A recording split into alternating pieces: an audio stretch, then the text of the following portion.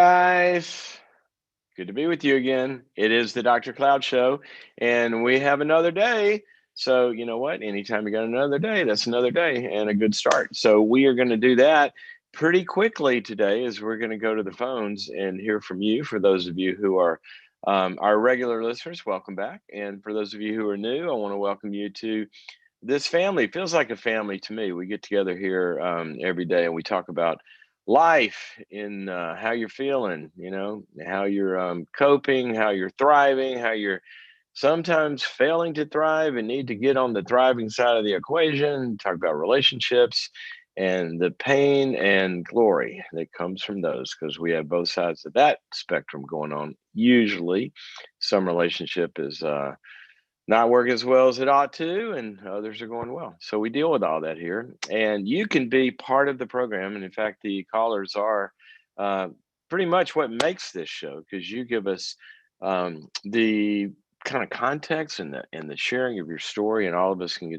get to identify with that, and we learn some things in the process. So here's the number: 844-940-2774, 844-940-2774 to get on the air. And we are live during this hour. And then if you can't do it now, then you can't call in, but you can listen 24/7 because it sits there on all the platforms. And also, you can become part of the community. You can join in and comment and kind of encourage one another. I love to see how you guys are doing that. As I say, this is the greatest audience in the world. You guys are helping each other, and that's what we love, love, love to see. And it's a privilege for me to get to be a part of it with you. Okay, so at the beginning of each show, we usually talk about a little idea about something, and I've got one for you today. I want you to think about. Um, and that is, I would like for you to get rid of all your problems. All right? Get rid of your problems. That's what I want you to do. I want you to get rid of your problems. And here is what we know about humans getting rid of problems. If they truly have a problem, then they're pretty good at solving problems. Humans are problem solvers. That's what we do. We're creative. You look at something and, oh, that's a problem. Well, don't do it that way. Do it this way. Okay, I'll do it that way. And then I've solved the problem. You got a relationship, one of you kind of like has kind of a snitty attitude one day. You walk in and, rah, rah, rah, rah, and the other one goes, "That's not nice the way you talked to me just then. That didn't feel good." And the other goes, "Oh, I'm sorry. I wasn't paying attention. Won't do that again." Problem solved. Problem solved. You address it, you change the behavior, and you solve the problem. Okay, have fun. You know what? That works. If you've got some certain circumstances. And one of those circumstances is that it is truly a problem that you're dealing with. And a problem is something that we encounter and we apply time and energy to, and we address it, and we find the right answer, and we have the ability to make that change, and so we solve it, and then we move on, and that problem's gone away. Unless, and here's the main point today, and I really want you to get this, unless it's not a problem that you're dealing with. It just looks like a problem. Because here's what people do: they have a problem, like an interaction, like the one I just talked about, or some other area of life. I've gained a few pounds more, or I'm not getting this project moving down the road like I said I was going to do, or whatever it is. We got some goal or vision, and we're not, we start on it and then we stop or whatever. Well, if that is happening and you say, okay, I'm going to address this, but then it happens again, and you go, okay, I got to stop doing this. And then it happens again, or you got to stop interacting like this in our relationship, and it happens again, you don't have a problem. You got a pattern. And that's my main kind of word for you today is I want you to look at what in life is a set of problems that you got to deal with. Go address them and fix them. Okay. But if you find yourself doing that same thing over and over and over again, and each time you are addressing it as a problem, you're not going to solve it because you've already addressed it and it didn't solve it. You've already addressed it and it didn't solve it. So what we have now is we don't have a problem. We have a pattern. Like, it's not like, oh, I missed a deadline. No, you've missed the last 14 deadlines. So you didn't miss a deadline and solve the problem of why have you missed that deadline. No, you have a pattern, and it's the pattern that needs to be addressed or that you need to address, okay, if you're going to solve this. So what I want you to do is I want you to look at some area of your life that you've been, solving over and over and over again. Get back on the wagon, or got to get started, and then I quit. Got to get started, and then I quit. Got to get started. We snap at each other, and then we, say I'm sorry, but then we do it again, or whatever the pattern is in your life. You got to stop treating it as a problem and treat it like a pattern, because when you treat it like a pattern, then you recognize that problems a lot of times have external circumstances that kind of impinge and cause us to miss a deadline or kind of whatever. Or it might be a system, the way we're doing it. Or we might need to have a little more information. Oh, I didn't know that's a better way to say it. I'll say it like this, problem solved. But in a pattern, generally, what we're talking about is there is a need for some sort of external structure to be brought to the problem. That we're usually not going to solve a problem or a pattern by just addressing and say, okay, I won't do that anymore. Take if somebody's continuing to, fall off the wagon on their diet, okay, the way they committed to. Well, and keep doing that, and they try to solve the problem, but they say, well, I won't, I won't go down that aisle in the grocery store, or no, I'm not going to buy that stuff, or no, I'm not going to eat after 7 o'clock, or they're applying all this stuff to it, right? Doesn't work for them. So what do they have to do? You have to apply external structure. So that's when you say, I am unable to do this, and I am going to tether myself to some external structure that's going to build in me the capacity to get rid of this pattern. So that's when somebody picks up the phone, they, call Weight Watchers, or they get a coach, or they join a group, or they get an accountability partner and somebody that can help them figure this out. But see, it's like growing, if you grow a rose in your backyard, a rose bush, or, some sort of beautiful flowers. I'm not a flower person. I like them. I just can't grow them. You don't just plant them and walk away and say, okay, grow, solve your problem, grow. No, they're unable to do that. What do? You put a lattice up there, some structure, and then they join the lattice and they grow according to the structure of the lattice, and then they become strong, and then they don't need it anymore, and the pattern is solved. Okay, the pattern is solved.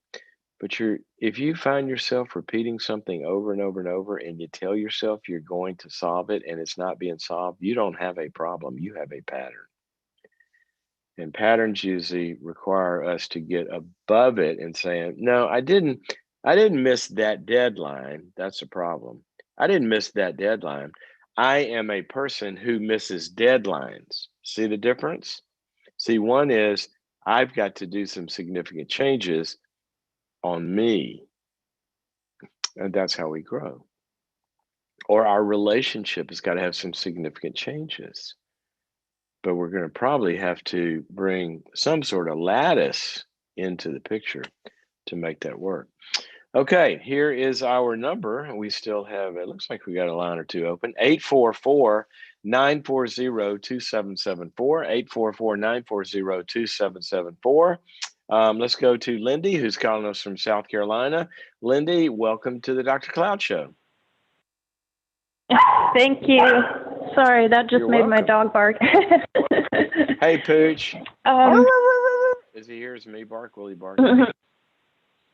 Yeah. possibly. No, he's Well, good. I think I just walked to the other room. so how can I Okay. help you?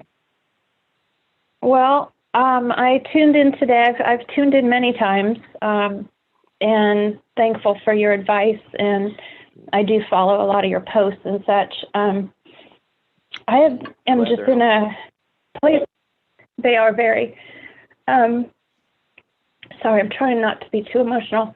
I'm going through a separation. Mm. I'm in a really hard place because I'm also a single mom. Oh, This child is not from this marriage. I've unfortunately been in now, this is my third broken relationship.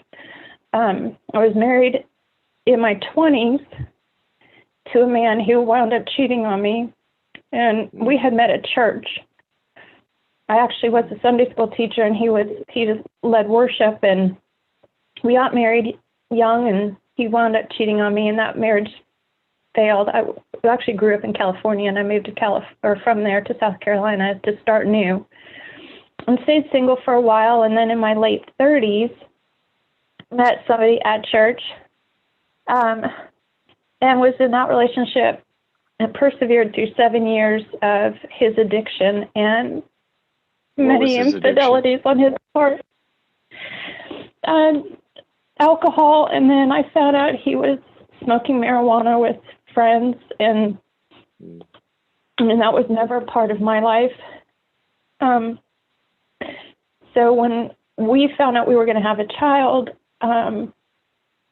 we had been separated so many times, even through pastoral care, because his addictions were and behaviors were just so off the chart. But when I found out that miraculously we were going to have a child, yes, that was the second in my late 30s, 7-year marriage, and I actually had my one and only miracle baby at the age of 42. But when my child came into our life, and he continued the behaviors, and I realized nothing's going to change this.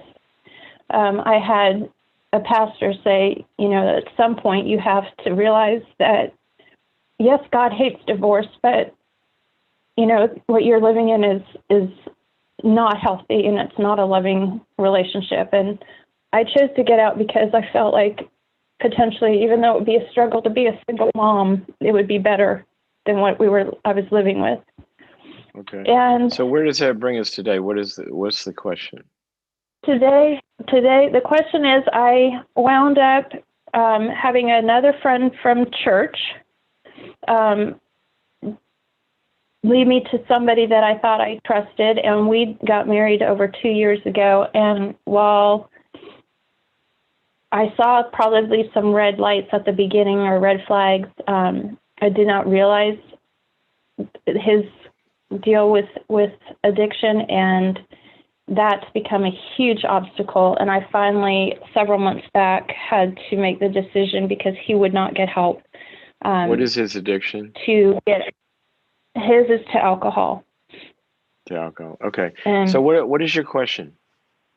That's a my lot. question That's a is, lot of pain. I'm so sorry. yeah, I need to be better for my daughter, because obviously there's patterns where the only thing I can get couldn't to quite hear is you. You need to be what for your daughter? What is it you need to be? just a better, I need to be a better role model for her. I feel like I have zero self-worth at this point, because I feel like that's what my relationship. 9. 9. Okay. So what? Tell me your question. What I can see, you're in the middle of. I guess I honestly a lot don't. of chaos. It is a lot of chaos. It's a daily. I don't know how to break the cycle, because it's giving people the benefit of the doubt and feeling like if I could help them. I understand that phrase, giving people the benefit of the doubt. Um, and there are times for that, understandably. But you mentioned that you saw some red lights. And in the third one, yeah. Yeah. And I would like for you to, we're talking about patterns a little earlier. I don't know if you heard the intro or not. Right. Yes, but, and that's actually why I called, because I'm definitely seeing my patterns. Yeah, that's good. So remember what I said about when you see a pattern, you don't try to fix it on your own. You need a lattice. Right. And so this also goes back to the role model thing for your daughter. Are you in Al-Anon or some program like that now? I'm not. Actually, someone just mentioned to me that they thought I should get in that, and I guess I do need to do that. I need to research that for my area. Yeah. The harder part right now is it's just being a single parent, and I don't know if I can do meetings with her, if they're all virtual at this point. I don't know. You might can, and there's also I don't know how low in age they go, but this goes to the role modeling thing. Your daughter, in terms of your being a role model, I'm sorry. Let me finish that other sentence first. That they also have Alateen, and I don't know how low that goes in age, but they do a lot of groups that are oriented to the kids as well. And what I was going to say, when you first mentioned you have to be a better role model, I do understand what you're talking about, in that you have to role model for her better, having good boundaries and not instantly trusting people and giving them the benefit of the doubt when they shouldn't have it, and stuff like that. That's one part of the role modeling. Part of that also is you having good boundaries with her. So sometimes parents will find themselves in a situation like this. They're feeling for the kid, and the boundaries that they sometimes they're out of guilt and other things. They don't have a lot of structure for the kid, because they go, well, poor kid's got so much to deal with and all this, which they do, and they kind of don't have the good boundaries and structures and discipline they need for the child, because they're kind of like, sort of like we let them slide a little bit because of all they're going through. That's another important part to training her how to have good boundaries, is for you to have good boundaries with her. But the third one is this, and this is the main one. Here's the role model that I would like for you to become. And as soon as Alateen kicks in, as soon as she's old enough for that, or another group like that, it'd be a good one. I think one of the best things you could do for her and being a role model is a mother that is pursuing recovery. Now, when you've got a pattern of being attracted to, and obviously knowing the patterns of how to make a relationship with an addict work, which is what, that's what codependency is. You're wired with some patterns that's the relationship that you know how to make this work, right? You ignore the red flags, you enable them, you let it go, all this kind of stuff. That's what I want you to role model. I want you to be a role model that this kid grows up and says, let's say 9 years from now when she leaves home, she says, you know what I learned from my mom is so cool. My mom had us in groups, and she was like pursuing health and growth, and she went through some hard times, and then she decided, I'm not going to do this anymore. And she helped me, learn all this stuff about adult children of alcoholics and all this kind of stuff. You become a role model to her for pursuing health, and that's one of the best things you can do. That's what I would say. Yeah. That's awesome. And God bless you for wanting to. And you know what, Lindy, here's what I would encourage you. I'd really like for this pattern of pain to be over in your life. And you can do that. And God will help you to do that. Okay. But it's like I was saying, you're going to have some other eyeballs around you. That's going to be your lattice. And when you get in a good group like that, you're going to say at some point, hopefully, well, it's going to happen. You're going to go in the group and say, well, my husband did this or that. And then I said this or that. And they're going to say, you did what? Lindy, don't do that. Do this. Okay. And they're going to become your eyes and they're going to start to train you. And that's what I want for you. And that also is the best hope for your alcoholic husband, because you said he doesn't want to deal with this problem. Well, they're going to help you. It's not a guarantee, but here's what we know. Alcoholics who get better most all the time, it's because the people around them start to behave differently in their relationship with them. Now, that doesn't automatically mean the addict is going to get sober, but what it does mean in the majority of the cases is if they are going to get sober, then that's going to have to be what happens. So that's what I want for you, is to go find a good group like that. I've got to run. Thank you for your call. We hear your pain. I'm sure if you go on Facebook, you're going to see a lot of people who are going to have some comments and encourage you and probably been through the same thing. But I have hope. I have hope for you, certainly for you, because that's something you can control, right? You can do this. But also have hope for your husband that you're separated from, that if he begins to see, some different and some, good boundaries and all of that, and get some the kind of good consequences and all that, it perhaps he might see the light and he might get into his own path of breaking his pattern as well.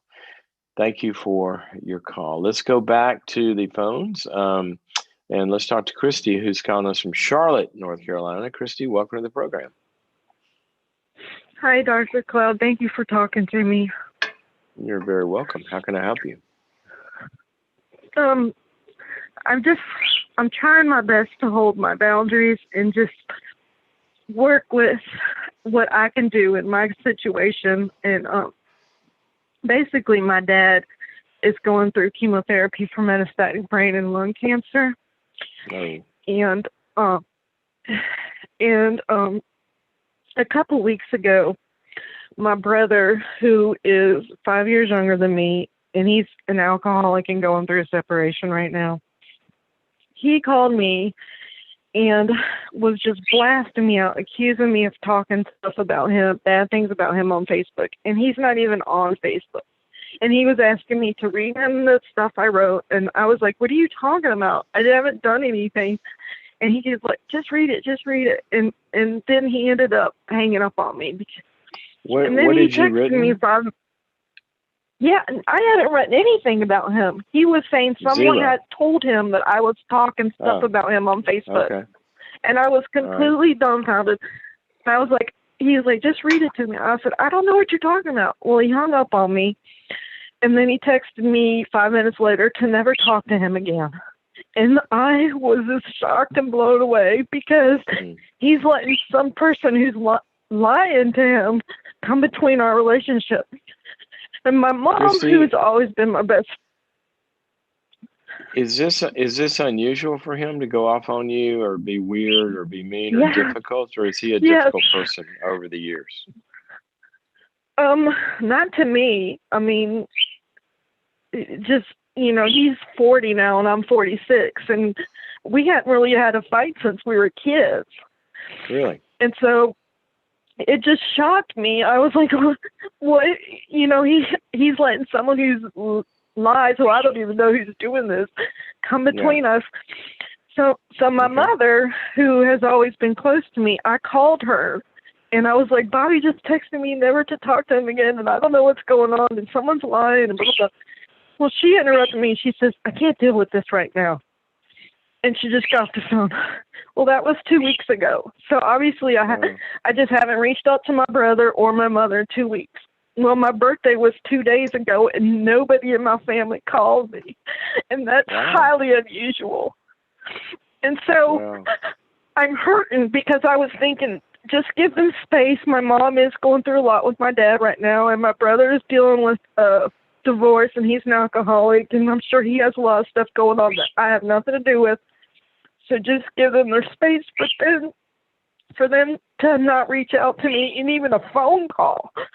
And so I'm running a farm. I'm married, I have a daughter, and I'm very busy. And so I've just been like, okay, I'm just going to give them their space and keep on doing. But then when things like this happen and it hurts, and I'm like, I don't know if I should reach out to them and tell them how I feel. But I'm afraid that if I reach out to them, I'm just going to get rejected again. Like, I don't have time for this. Because they're going through a lot. And I just don't know how to deal with my own hurt and keeping my boundaries strict. Let me ask you this. If you look at the map of your life, if I were in a helicopter and I go, this is Christy's life, right? If I look at a map of your farm, I'd see a house and probably a barn and other stuff. So if I look at a map of your life,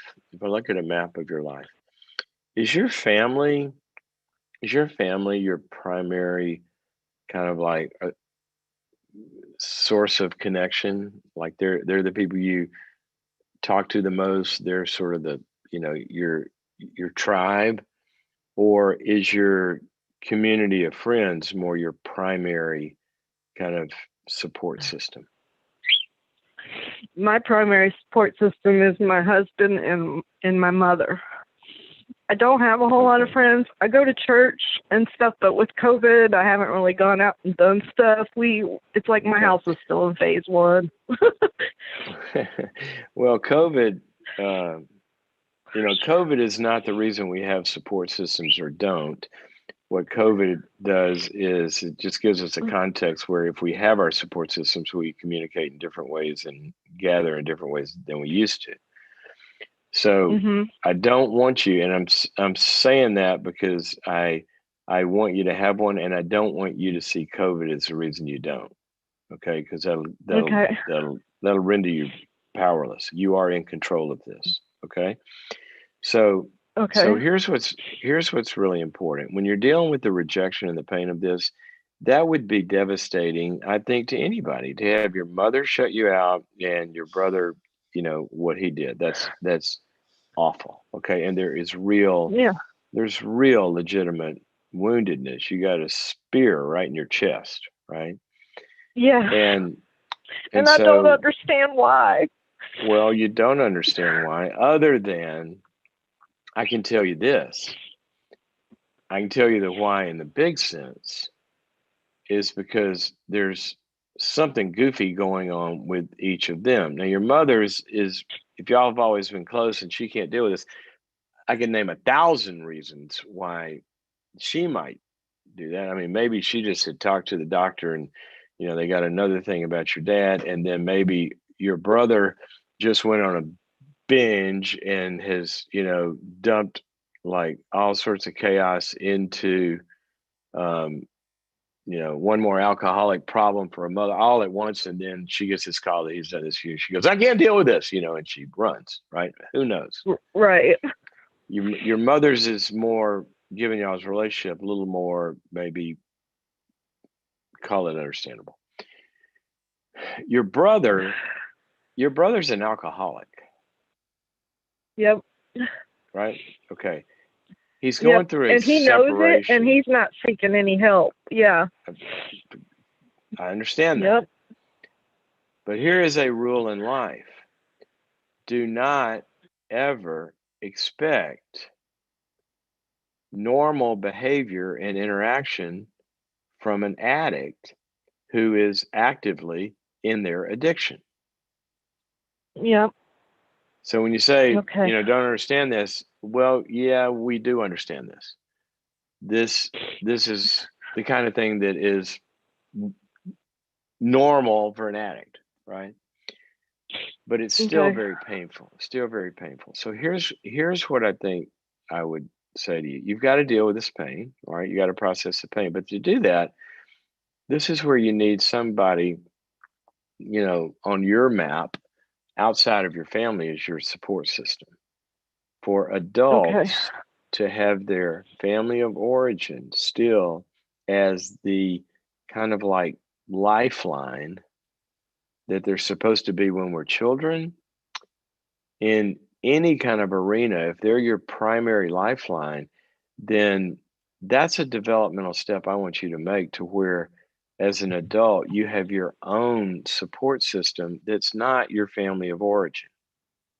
See, the time of depending on them for being your main support is something that's supposed to end and we're supposed to grow out of. And that enables competency and strength as an adult in a lot of different ways that, we unplug from mom and dad. That changes a lot of stuff inside of a person. I would want that for you in general, but you need it now because it's your family that's causing the pain. So I want you to, maybe if you don't have one, contact a church, talk to a pastor, call a therapist. Maybe there's a support group. There's a lot of stuff going on, online right now. COVID hasn't stopped any of this. And I want you to find some help to where it's not just your family. And I want you to build that. Now, thirdly, here's what I would suggest you do. With your brother, I would text him and say, hey, brother, I don't know what his name is, but Joey. I always call everybody Joey that I don't know. Hey, Joey, I understand you don't want to talk to me again, but I did want to leave you this message. There is some sort of a misunderstanding here. I literally have never posted anything about you on my Facebook page, and I've literally never talked to anyone about you. Here is the link to my page. Please go on there and examine it for yourself. I don't know where this is coming from. B, you're my brother. I love you. I want to have a good relationship with you. And I would never want a lie or a misunderstanding of the facts to come in between us. And C, I'd like for you to realize that that's not the case, and we reconnect and have another conversation. I understand I can't make you do this. That's my wish. Let me know if you want to do that. And then I would send that invitation. And then I would say, up to him and his addiction. Who knows? You may, this guy may be in the gutter for a while. It has nothing to do with you. And you can't personalize any of this. And then with your mom, I'd say, Mom, I don't know what you're going through. Whatever it is, I care about it. I'm sorry you're going through it. But it is unusual for you to not talk to me. So I really would like to know what's going on because it's left me missing you and confused. And if there's some way that I've hurt you or some way that there's some issue we need to talk about, I'm ready to talk when you are. I'd love to do that. And you extend an invitation that way. That's probably what I would do.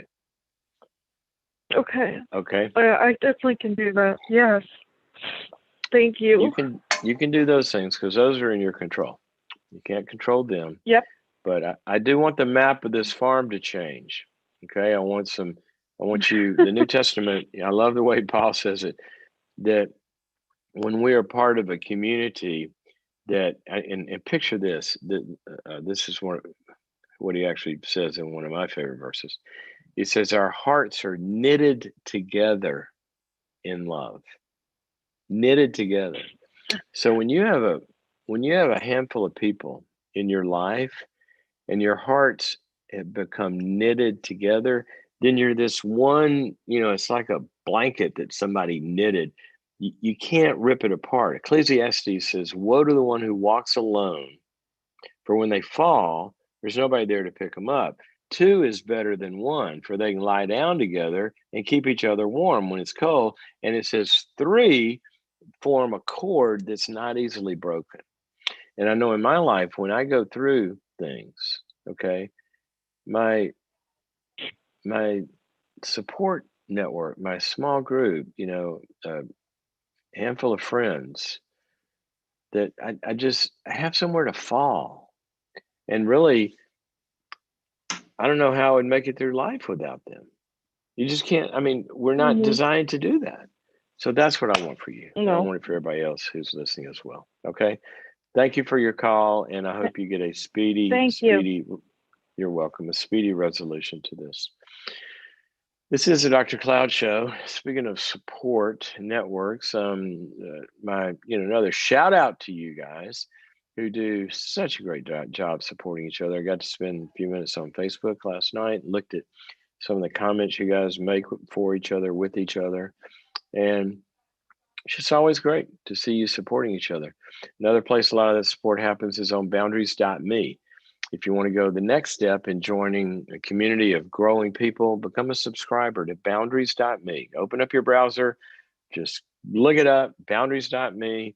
You can send us your email address and sign up, and you get 14 days free trial just to check it out. And I think you're going to find a lot of stuff on there. What it is, it's sort of like it's a Netflix of me in a way. What I've done is in the last couple of years, put together and filmed a lot of courses. We just filmed one yesterday on dating that'll be going up soon, because we have had a lot of dating calls on the show. And there's 70 something courses on there about how to deal with all sorts of situations in life. So go to boundaries.me and check that out. All righty, let's go back to the phone, and we're going to talk to Darlene, who's calling us from Florida. Florida's a great place. I was down there not too long ago. Darlene, welcome to the program. Hello. Thank you. Hi. How can I help you? My question was, I suffered from anxiety many years ago after I was in a car accident. I had some panic attacks. I wasn't married that long, and I think between being married and everything, I had the panic attacks. And then for a long time, years, I haven't had panic attacks. But now, and how long ago was the accident, and how old are you? Oh, give me a picture there. That was like 22 years ago, I would say. 22 years ago. And how old are you now? Yeah, a long time. 54. 54. It's still married? Still married, yep. Okay. And what's happening now? So, I mean, well, I've always been a little bit stressed with my husband because he has a temperament like my mom, and that was just always very challenging for me. But I think in the last couple years, several people in my life have died. A couple of friends. My brother died unexpectedly. Both of my in-laws passed away. So a lot of that. One of my family members had a bad accident last year. I bumped my head. I'm fine, but I bumped my head, and that was giving me a little issue for a couple of weeks. But finally, I had to leave my job. I just kind of I have enough money to pay for my car off. So if I could, remove a little debt, I can leave, and I need to leave because I was just crashing. I worked every day from 6 a.m. to 8 p.m. And so between all those, everything happening around me and my long hours, and then a family member got in a serious car accident, and it just so many things. And I felt like I couldn't keep up. I'm supposed to keep going. I couldn't keep up. And so anyways, now a few months ago, it started where I crossed a bridge. This bridge, I don't like bridges, but I've crossed this bridge every day for 18 years. And I went into a full panic attack. And I've never, and now, all months later, I will not get on that bridge because I never had a panic attack. I had a panic attack many years ago, but I had them at home. I never had one when I'm in the middle of something. And I'm terrified. But if you're avoiding the bridge, you have no panic attacks now, or you're having them now? I don't have any panic attacks, but I have this anxiety, and I can see that I noticed two things about myself. One is I've always, way back when I went to counseling from the other issue 20-something years ago, I have a thing about control because I grew up in a very crazy, dysfunctional family. And I always feel like if I can't control things, then bad things, if I can't fix everything, then bad things are going to happen. And I noticed that right now I'm waking up in the wait a minute, Darlene, I didn't know thoughts. this. I didn't know this, but you're the reason we have COVID? I don't know. You didn't control it. You didn't control it. Safe. You didn't control it. And now we got this. Darlene, come on. You're not controlling everything like you're supposed to be. And now we're suffering out here. I'm kidding with you, obviously, but this control thing's a big deal. So tell me your question. What is your question? So what is your question? Like, I think that the biggest thing I noticed is that I have like a lot of scary thoughts, and I want to know how I can stop them instead of keep going down the train track. Yeah. How can I stop them? They started. Let's cut it off right now. And I think that would help me. I don't know how to. Let's stop. This thought pattern needs to come to a halt. I don't know how to do that. Okay. Well, I can help you with a stop thing, but stopping something when let's say you have a bursted pipe, and the water's just like it's flowing out. Well, you're saying it's shooting and hitting me in the face, and so I'm going to stop it from hitting my face. Mm-hmm. That's great. Right. You stop the thought from you paying attention to it, but it's still coming, right? So there's a source that's generating all of these thoughts and the fears and this, that, and the other. Now, broadly, I'm going to give you a quick little lesson here on anxiety and panic attacks, and kind of you've got a specific phobia as well. But what happens to a human is that whenever our system is overwhelmed, okay, we call that stress, right? So stress is kind of a formula of force that's put upon us versus kind of like how much capacity we have to handle that amount of force. Like some people get highly stressed over very little things, okay? And some people can handle huge things. They don't get as stressed because they have more ability to do that. It's always a relationship, okay? So you're floating along in life, and the structure of your building, we have earthquakes in California. In fact, we're on the air today. Hey, maybe we'll see one, right? I'm sitting here in my house.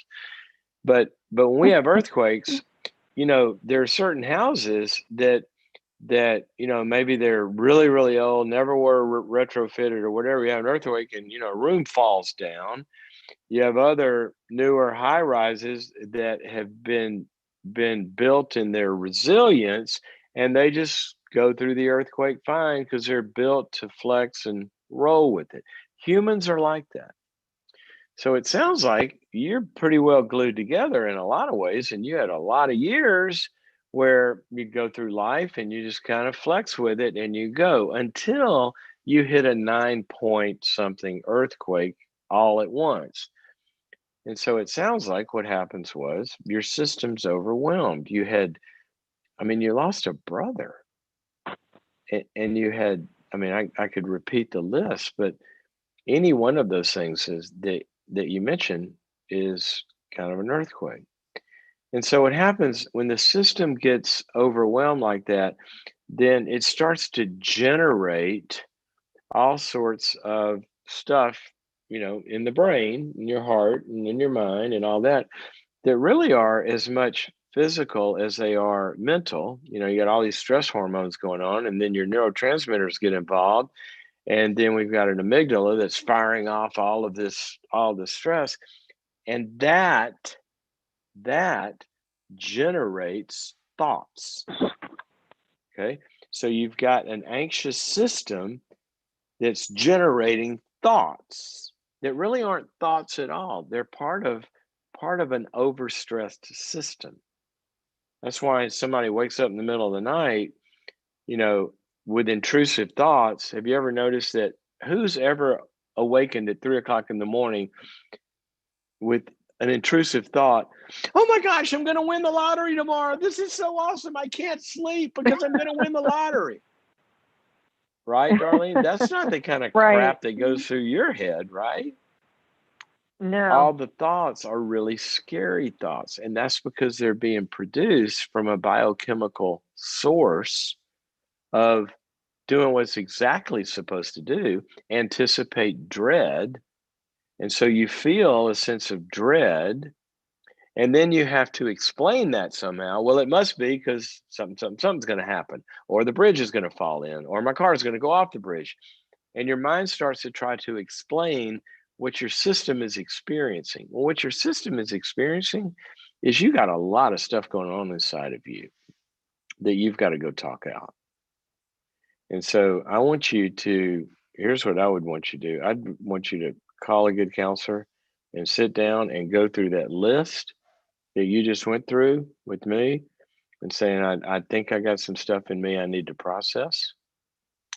And also I have some specific kind of panicky things that they can give you some tools. We can't go through it all now. If you go to boundaries.me, I've got several courses on anxiety and panic. So we give you a lot of tips in this. But broadly speaking, what you're going to learn to do is you're going to learn, like you said with your head, you're going to learn that those thoughts are just noise. Okay, they're not thoughts. They have nothing to do with reality. They're just noise. If my dog started barking in the background right now, we would just ignore the dog and keep talking. And what you're going to do is you're going to ignore the noise, and then you're going to get really, really engaged and involved in whatever you're doing. Noise is going to fade in the background, but you can't engage with those thoughts. Because what happens is the bird flies by your head. Instead of just ignoring it and let it fly by, we grab it and say, well, tell me, could that happen? I don't know. Did I unplug the iron? Did I really talk to that? I mean, I didn't really frown at them, but do they know I still like them? I mean, if they reject me, no. Now they put it in the church bulletin that, everybody hates me. And once you engage one of those thoughts, then it's done. So the thought part is ignoring it and re-engaging in life, but you got to deal with the underlying stuff. You have had a lot that stressed your system. And so I'd want you to sit down with somebody that you can metabolize that with. If you ate a big meal right now, your body would metabolize it, and it would take from it what it could use, and then it would eliminate the rest. When we go through experiences in life, we have to metabolize the experience. So we talk through these things, and then we learn some things, and we get meaning from some things, and we process some things, and wisdom grows, and we eliminate what we don't want to take forward. And that is the grief and the pain and the anger and the disappointment and all of that. That's why God gave you orifices to eliminate experience with. Just like you have, some orifices to eliminate waste in food. You poop it out. Well, God gave us tear ducts and the ability to talk and get pain out and cry it out. And that's how we leave it behind. We do it through expression. And that's going to calm down the underlying pipe that's feeding and fueling all this anxiety. That's what I would want for you. Yeah. Okay. Does that help? Yeah, I think, well, somewhat. I mean, I understand I have faced a lot of loss, but I remember I've gone to counseling 2 times in my life, and both times when I was 19 and then when I had this car accident issue many years ago. And I remember them both saying the same thing to me. The one thing that you want is you want to know that no bad things will ever happen. You want some form of control. And I never really could register that, but I can see that now. Yeah. The more I can control things, the better I feel. But so with this COVID and so many things, but when you think you're controlling, when you think that you've got a grip on everything. No, I get it. I mean, so you want to make some people feel better, then they can go, go vacuum their den 400 times, and they're going to feel better for a minute because now they've controlled something. It's clean, right? But then, oh crap, COVID's still out there, and then you wake up and this all comes back again. Right. So Yeah. one more thing I would suggest to you is I would like for you to, kind of regularly, maybe every day, get a piece of paper, draw a line down the middle, and on the left side, put things I cannot control. And all the things you're worried Yeah. about that you can't control, put them in that column. And then these are the things I can control. I can get a counselor. I can, have a good support group where I'm processing this stuff. I can read some things about how to control my thoughts. I can study scripture and memorize some things and God's promises. He'll be with me. I can pray. I can get active. And there's a bunch of stuff you can do and focus on that. But I still really want to Yeah. encourage you. Counseling is not a vaccine, right? It's not like I went twice 20 years ago and that's going to Right. last me. You've got Yeah. some things inside of you that you've got to metabolize now. All right. Yeah. And then I'll tell you Alrighty. I'm going to let you go because I got to talk to some other people, but I'm going to tell you one quick story about me that's very much like you. This would have been in '08, basically, was when this happened. Within a period of weeks, my mother died, and then my father died, and my brother-in-law, who was a Navy SEAL, is very, very close to, is a brother I never had. He was killed, and all this happened, boom, boom, boom, like that. My work is predominantly with leaders and CEOs of companies. I have a lot of work on Wall Street at that time, especially. And if you remember in '08, beginning of '08, remember what happened? Wall Street fell. The world was in chaos. They were even going to call off the presidential election, if you recall. And my work just became insurmountable. And the stress is going on in all of that because I had, a lot of companies I was dealing with and helping. And it's emergency times, like I'm an ER doc, and this is, it's like the, tornado hit town. And all of that in the midst of losing my mother, my father, and my brother-in-law, but like a brother to me. Never had time to process or metabolize any of it. Just, put my head down and went through the year, right? All the way into early part of the next year. Well, halfway through the next year, I am standing on a stage in an arena giving a talk, 25,000 people. And right in the middle of my talk, in the beginning of my talk, really 5 minutes into it, all of a sudden the stage starts spinning around like I'm on a merry-go-round, and the room is going like this, and I can't tell what I'm thinking. And then I go, what the heck? And then my heart started palpitating, and all of a sudden I realized, because I'm a psychologist, I realized while I'm talking, I am having a panic attack. I've never had a panic attack, but I realized what was happening, and I thought I'm going down. And I'm still talking. I don't know how. Somehow I'm giving my talk, and on the inside, this whole other stuff is going on. But I know I'm going down, and I go.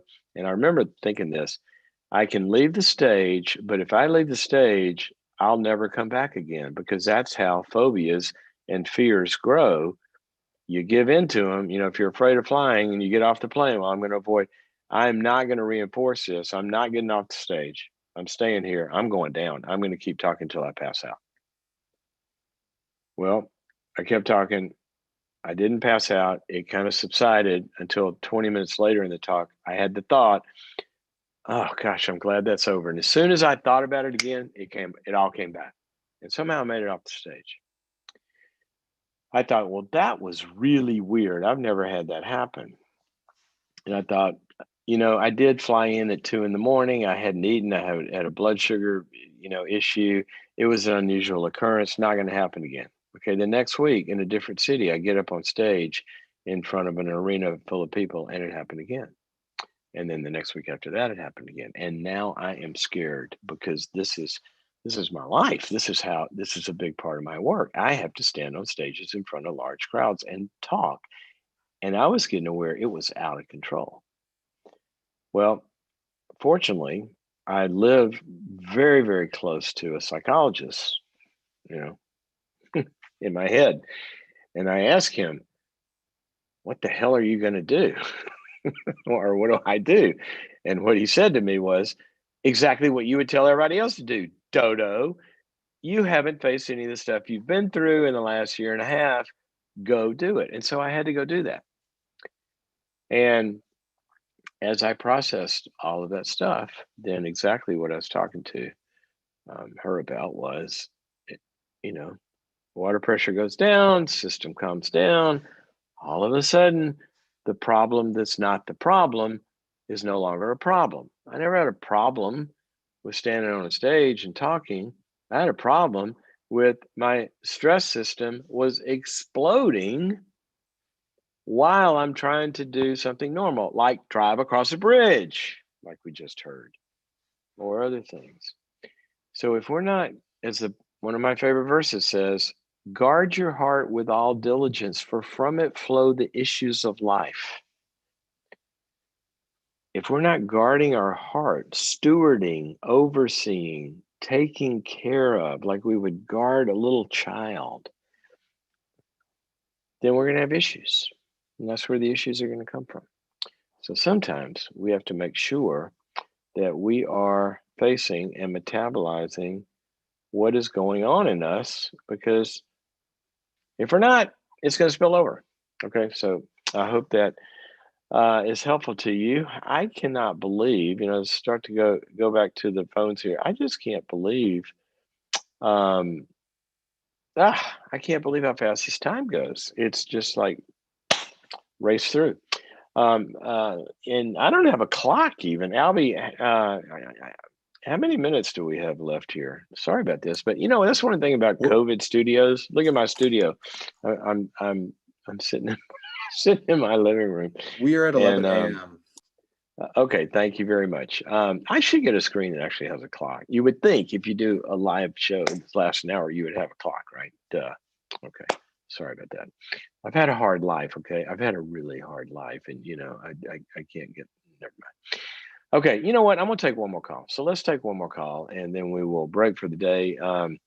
This is Eliza, who is calling us from Redondo Beach, California. That's down the road from me. Eliza, welcome to the program. Hi there. Hi. Still there? Hold on one second. We lost Eliza. There she is. There she is. She's right there. Oh, you got me. Okay. Hi, Eliza. I got you. Hi there.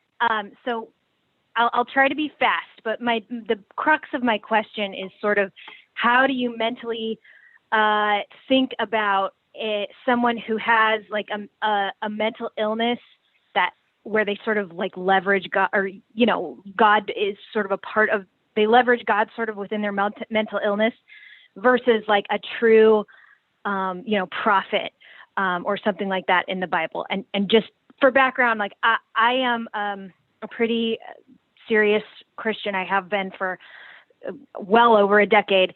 But my mom my therapist believes she has narcissistic personality disorder with a psychotic element. And with the psychotic element, what's the psychotic element?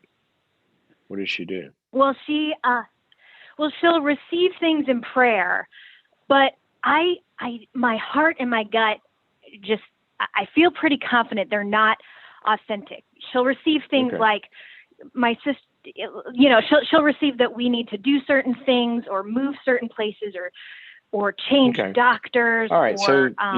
So you think she's having a lot of delusions or fantasies or whatever, and then she says, God told me this. And so then tell me the question then. What is the question? Yeah. Sounds like she's got lots of stuff going on in her head. Right? Yes, she does. So I guess my question is, in my heart, I have a good